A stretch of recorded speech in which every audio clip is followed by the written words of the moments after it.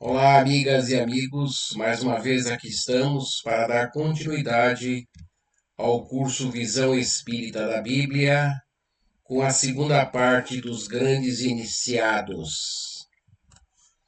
Vamos estudar agora Sócrates e Platão, que viveram cerca de 400 a.C.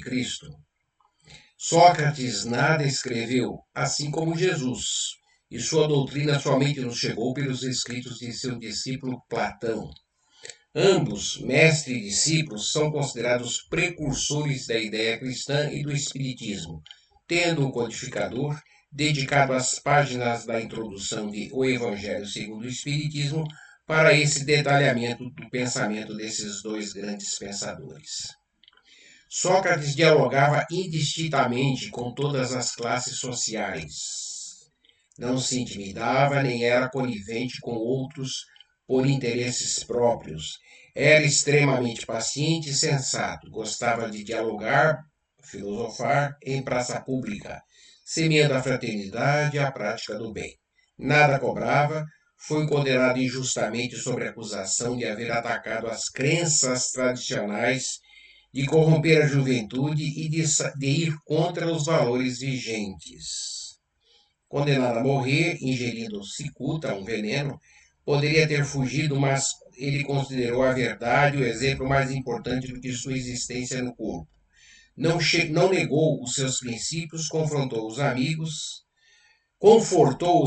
dizendo que só o seu corpo iria ser enterrado, seu espírito era imortal. Muito parecido com a história de Jesus.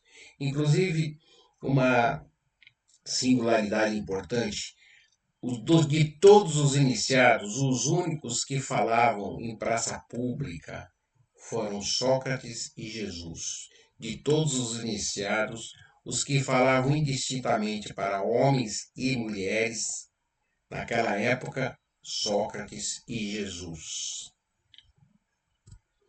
Sócrates e Platão pressentiram as ideias cristãs e, por conseguinte, as espíritas. Vejamos.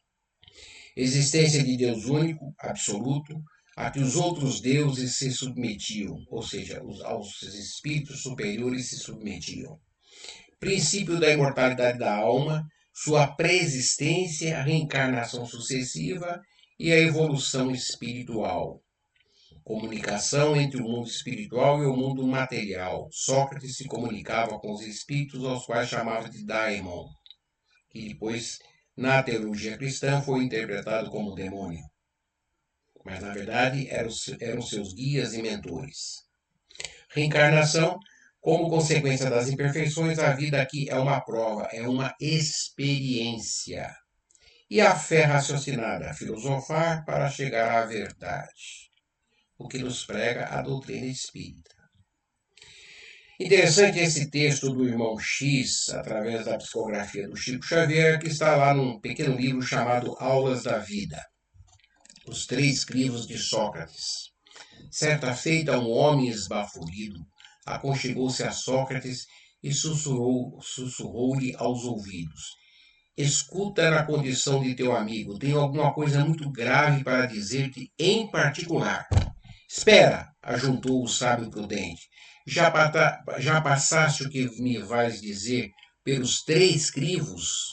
Perguntou o visitante, espantado. Sim, meu caro amigo, três crivos. Três crivos. Observemos se a tua confidência passou por eles.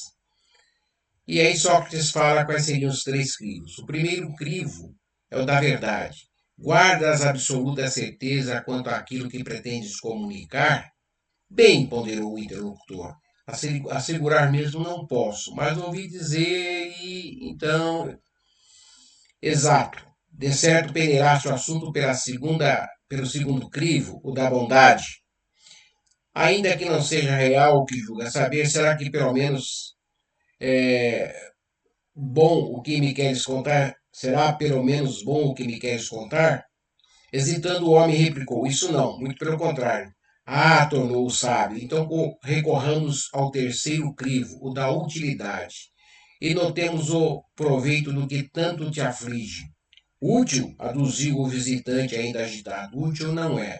Bem, rematou o filósofo num sorriso. Se o que tens a confiar não é verdadeiro, nem bom e nem útil, esqueçamos o problema e não te preocupes com ele, já que nada valem casos sem edificações para nós. Aí está, meu amigo, a lição de Sócrates em questões de maledicência. Bem, pulamos para Aristóteles, que veio depois, 384 a 322 a.C., foi discípulo de Platão e abordou quase todos os campos do conhecimento da sua época: biologia, física, metafísica, lógica, poesia, política, retórica e ética. Era um sábio. Na sua perspectiva, o homem não nasce bom ou justo, mas torna-se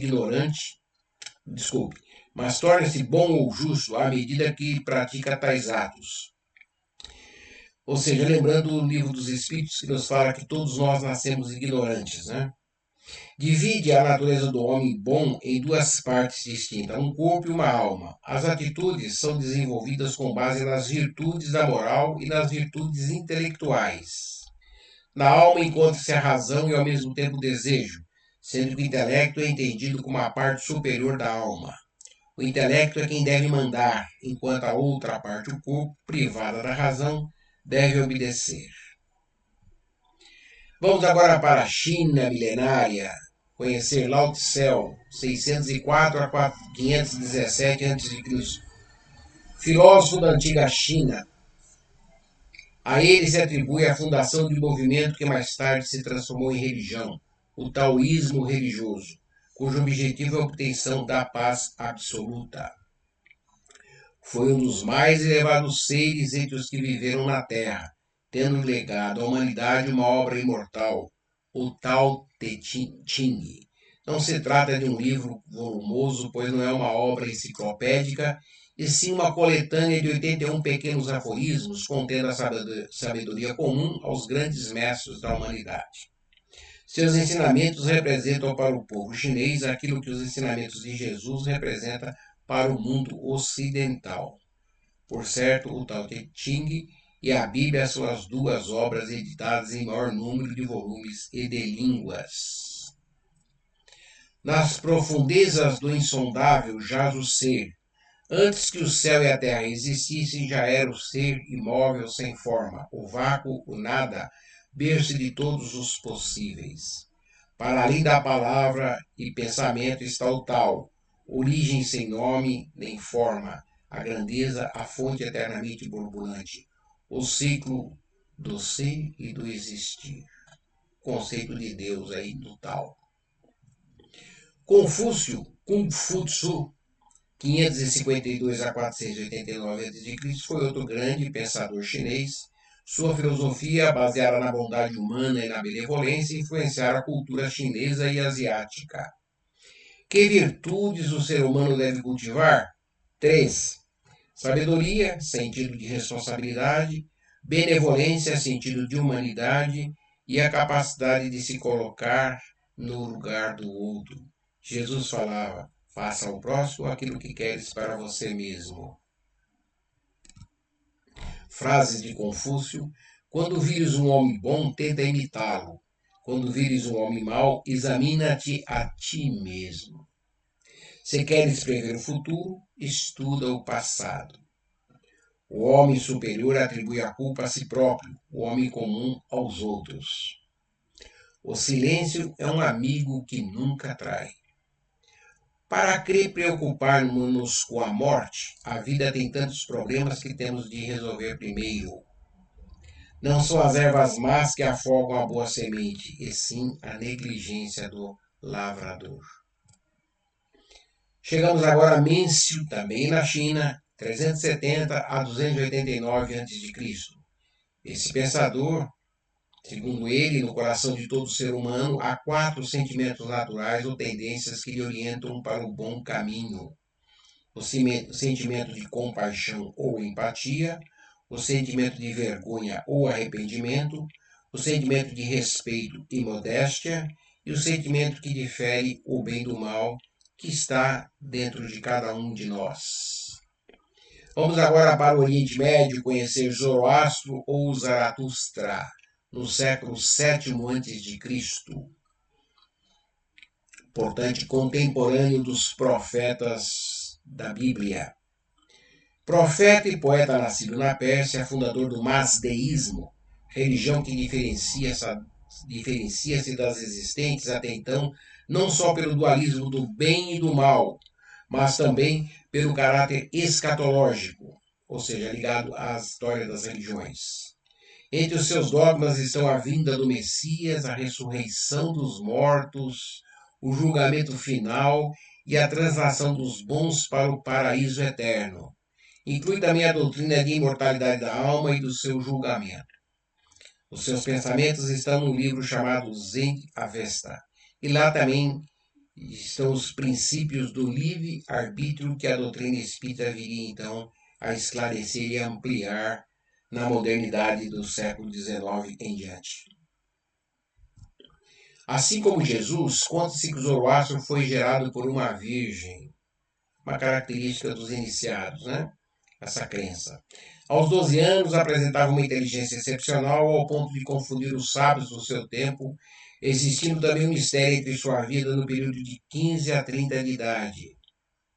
Muito parecido com Jesus. Dizem algumas tradições esotéricas que Zoroastro viajou até a China, chegando até a Índia, onde adquiriu grandes conhecimentos. Também estudaremos isso mais tarde com Jesus. A exemplo de Jesus, foi chamado a divulgar a sua doutrina aos 30 anos, como também da mesma forma foi tentado pelo demônio que se apresentou a ele na caverna onde habitava. Assim como Jesus no Tiberíades, muitas das pregações do Zoroastro aconteceram no lago Ramum, no Sistão, na região que hoje é Irã, Iraque. Quando duvidares se um ato é bom ou mal, abstente de praticá-lo. O que lavra a terra com dedicação tem mais mérito religioso do que poderia obter com 1000 orações sem nada a fazer. Lembramos-nos, nessa frase, das frases da nossa querida Madre Teresa de Calcutá. As mãos que ajudam são mais sagradas que os lábios que rezam. Ages como gostarias que agissem contigo. Ou seja, mesma mensagem de Jesus, faça ao próximo o que gostaria que fizessem contigo. Com o advento de Maomé, no século VII da nossa era, ou seja, 1400 anos depois, a religião zoroastrista desapareceu da Pérsia e os seus ensinamentos foram substituídos pelo Alcorão, o livro sagrado dos muçulmanos. Vamos agora para a França. O legado dos celtas entre 600 a.C. e 600 depois de Cristo. Há 3 unidades primitivas, diziam os druidas: Deus, a luz e a liberdade. Essa frase inspirou o lema da Revolução Francesa, né? Liberdade, igualdade e fraternidade. Lucano fala. Lucano, um grande pensador da época do início do apogeu da Roma. Para nós as almas não se sepultam nos sombrios reinos do Érebro, mas sim voam a animar outros corpos em novos mundos. A morte não é senão o termo de uma vida. Felizes esses povos que não se arreceiam no momento supremo da vida, daí o seu heroísmo no meio de sangrentos combates e seu desprezo pela morte. Vercingetorix foi o mais famoso druida. Ele foi morto por Júlio César na campanha de César a Gália, né? E lembrar que o único povo que não se submeteu ao Império Romano foram os celtas, que praticamente foram exterminados pelo poderio romano da época. Vários autores referem que Vercingetorix entretinha-se debaixo das ramagens sombrias dos bosques com as almas dos heróis mortos em serviço. Foi de caso pensado que os espíritos sugeriram ao professor Rivaio que adotasse o nome de Allan Kardec entre o seu nome divino anterior, em que, como druida máximo, era a autoridade suprema entre os gauleses. Neste lindíssimo livro do médium Carlos Bacelli, ditado pelo irmão José que está presente em mensagens do Evangelho segundo o Espiritismo. E ele nos conta nesse livro a vida do druida Allan Kardec e quando da invasão romana são todos mortos. E um pouco antes dessa invasão, ele, o druida Kardec, recebe mensagem dizendo que seria necessário tudo isso e que ele reencarnaria em tempos depois em um local muito distante para ser companheiro e servidor do grande Messias. Então, o irmão José defende a ideia de que esse druida Allan Kardec reencarnaria depois como João, o apóstolo tão querido de Jesus. Livro imperdível. Depois vamos conhecer João o Batista, que batizava as margens do Jordão, primo de Jesus. Eu sou a voz que clama do deserto, endireitai o caminho do Senhor, como disse o profeta Isaías. E os que tinham sido enviados eram dos fariseus e perguntavam-lhe, e disseram-lhe, por que batizas, pois, se tu não és o Cristo, nem Elias, nem o profeta? João respondeu-lhes, dizendo, eu batizo com água, mas no meio de vós está um que vós não conheceis. Este é aquele que vem após mim, e que foi antes de mim, do qual eu não sou digno de desatar as correias das sandálias. Em verdade vos digo, entre os que de mulher têm nascido, não apareceu alguém maior do que João Batista, mas aquele que é o menor no reino dos céus é maior do que ele. Falava Jesus isso, registrado por Mateus. Ele teria sido a reencarnação do profeta Elias e foi decapitado porque, como Elias, ele mandou matar e decapitar 450 profetas do deus Baal, lá no Monte Carmelo. Era essênio, uma seita divergente do judaísmo e que será estudada nas próximas aulas.